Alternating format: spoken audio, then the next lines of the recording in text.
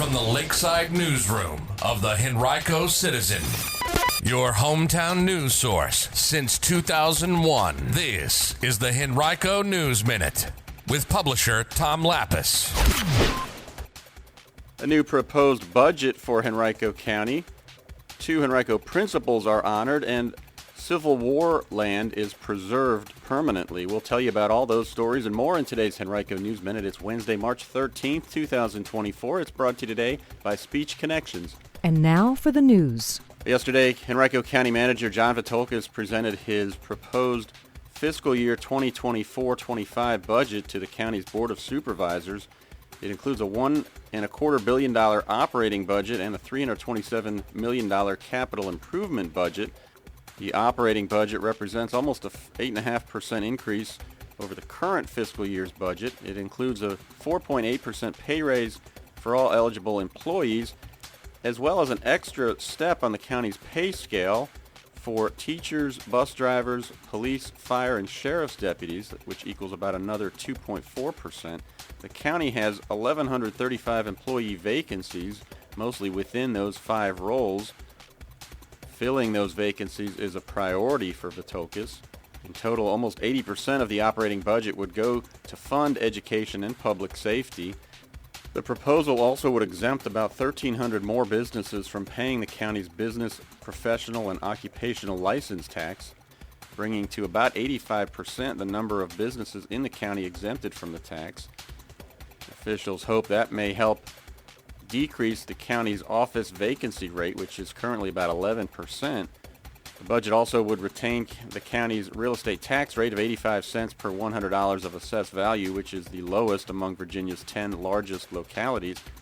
And it would also expand Henrico's new recap program that freezes real estate tax payments at their existing levels for qualifying seniors and people who are permanently disabled.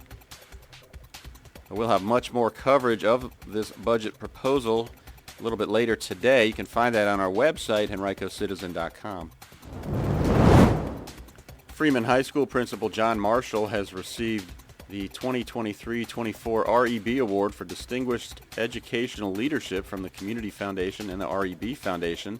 The award recognizes one principal each from Henrico, Hanover, Chesterfield, and Richmond. Marshall's receiving a $10,000 cash grant and an additional $20,000 for his plans to launch a new soccer program that will serve students from diverse backgrounds. The program will be called FC Freeman, and it aims to connect students and families from different nationalities and backgrounds through a common love of soccer. It also will include peer tutoring and other support services for students.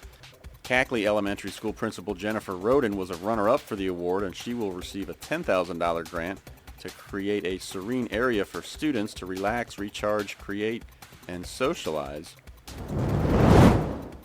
A 41-acre piece of historic Civil War land in eastern Henrico has been preserved by the Virginia Department of Historic Resources in partnership with the Capital Region Land Conservancy. The site is known as Little Malvern Hill. It was part of the larger Malvern Hill Farm until about 1877 and encompasses areas where the battles of Glendale, Malvern Hill, Deep Bottom 1, and Deep Bottom 2 took place during the war.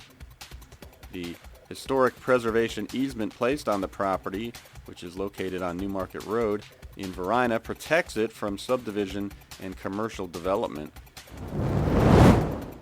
3 projects impacting Henrico County will receive funding as part of the Consolidated Appropriations Act of Congress, which recently passed the U.S. House of Representatives. The act included money to fund all 15 of the community project funding requests made by U.S. Representative Jennifer McClellan of the 4th District. Those include $725,000 for Henrico's Universal Broadband Deployment Project to extend fiber to the home infrastructure to 412 serviceable units in the county, $500,000 for the Richmond International Airport's Aircraft Apron Project to allow the construction of a new aircraft apron in the northwest and southwest corners of the airfield, and about $1.7 million for the Richmond YWCA's Transforming Lives After Surviving Domestic Violence project to build at least 40 new residential units and provide round-the-clock innovative programming and services for domestic violence survivors in the Richmond region. A raccoon found in the Three Chop District on Sunday has tested positive for rabies, marking the first rabies case that was confirmed in the county this year. 2 dogs may have come in contact with the raccoon. They are being quarantined, but no other animals or humans were exposed. And at tomorrow's school board work session, Henrico School Board members will review a proposed school calendar for 2025-26. Then they'll vote on it at their April 18th meeting. The proposed calendar would stagger the start of that school year for different grade levels, with some beginning on Monday, August 18th, and others beginning the following day. About 56% of parents, students, and staffers said they supported the staggered start proposal, according to a recent community survey. Also at the meeting tomorrow, school board members will receive an update about the dual language Spanish immersion program for pre-kindergarten through 2nd grade at Holiday Elementary School, which the school system is planning to expand to 3rd grade during the coming school year.